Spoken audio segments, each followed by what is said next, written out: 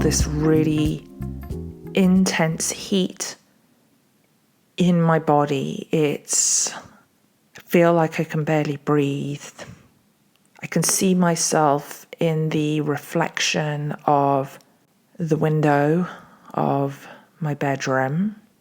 I think it's just, I'm scared about what I'm going to say next, because I had an awareness.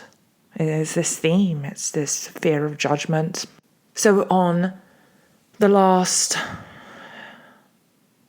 episode, I said something that really shocked myself, that I am a social climber. And of course, there's times when I'm not a social climber and I don't feel above or below anyone. And I'm having a memory right now of, I used to teach this meditation class in Venice, in California, at Mystic Journey Bookstore. And there were some people that came to that class who were very well off. And then there was this homeless guy who would come into the class. And I really liked that. I didn't realize he was homeless until after he'd been there for about 3 weeks. Why? If society wasn't how society is, would I even be focusing this person lived in this multi-million-dollar home in Venice, in Santa Monica, and that other person lives out on the beach at night. I suppose I like that meditation class that I did, that Mystic Journey was a special place because I feel like it leveled things out. And it goes with this theme of social climbing, of the pain of looking at someone and having a thought, oh, she's above me. Oh, he's below me. I have more than you. I have less than you. I'm so much better looking than you. Oh my gosh, I'm so unattractive next to you. I feel insignificant. I feel small. I feel like you're a chauvinistic pig. And wow, I feel so nurtured, supported. I feel taken care of by you, that you've got my back. Do you ever go through any of this stuff, any of that dialogue in your head? Or is it just you're going to be like, wow, Joanna's really fucked up. Oh my God, she's such a bitch. I can't believe she said that. Or she thinks that. Or she always seems so nice and peaceful. The idea of big miracles. Yes. When I've done radio interviews in the past or been on podcasts, big miracles, the 11 spiritual rules for ultimate success. When you're aligned with spirit, things go well in your life. And then it's like, oh, here's this other part of Joanna. Oh, here's the beast. I really want something else to show up when I look in this mirror.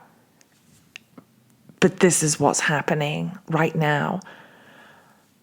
So I had a memory, and I suppose just a thought came in the center of my mind. What I've learned is that when things come front and center, rather than stuff it down, rather than push it away, it's important to face it so that one does not feel tormented within oneself. I found that's where miracles do happen, profound healing does occur. So I was doing some outreach to book one of my bosses on a podcast, and someone that I used to be really good friends with years ago, and now they have a massive podcast, and they have, I don't even know how many, I don't know, at least a couple of 100 million views, hundreds of millions of views on their stuff.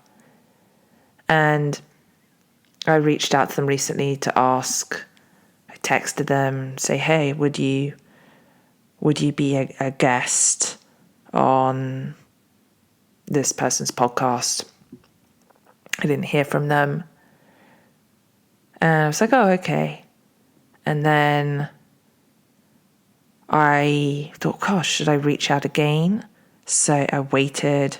I think I waited a couple of weeks, and then I emailed today. But before I emailed, I went back, and because I needed to go get their email. I wasn't sure if it was, I thought it was the same one. And then I saw the chain of our correspondence, and it was such a weird feeling of, oh, when I first met them, we got on really well, and they were like, oh, cool, you're an author. This is before they'd written a book. You're an author, and they got my book, and we hung out a lot, and it was great. And then fast forward years later, they're in a different place from me, just because we made different choices. And I'm not saying it's like better or worse, but I just like went through this whole story in my head of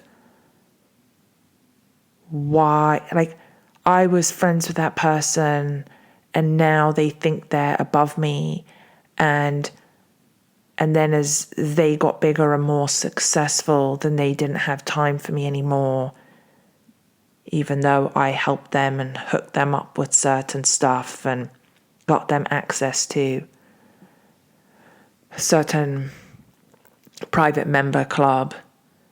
And so I went through this thing of, were we really friends? I think we were really friends. Were they using me?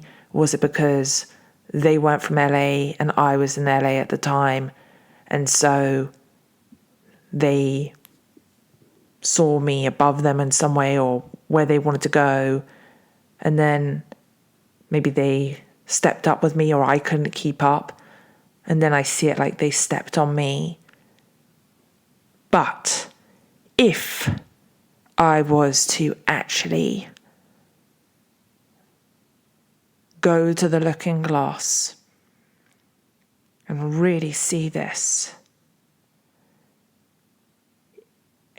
whatever this is, this maybe it could be any number of things, and it doesn't really matter in the bigger picture. It doesn't matter if that person says yes or no to them being on my boss's podcast, and it doesn't really matter if they reply to me or not. How's that going to affect my life in the bigger scheme of things? But I'm looking at it, and it's bringing up all my feelings of inadequacy.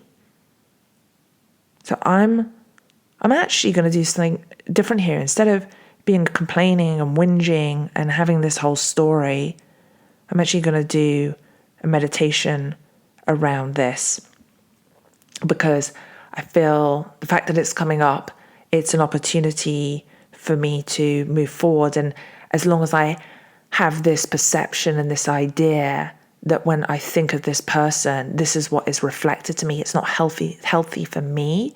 And on a spiritual level, it's not healthy that I'm putting out that energy towards them, even though a part of me is really happy for them. And then another part of me, I guess, is really jealous and feels bummed. Wow. This is definitely really, really uncomfortable. I'm Joanna Garzilli, and I really appreciate you reflecting with me and not running away from the shadowy, dark parts of myself.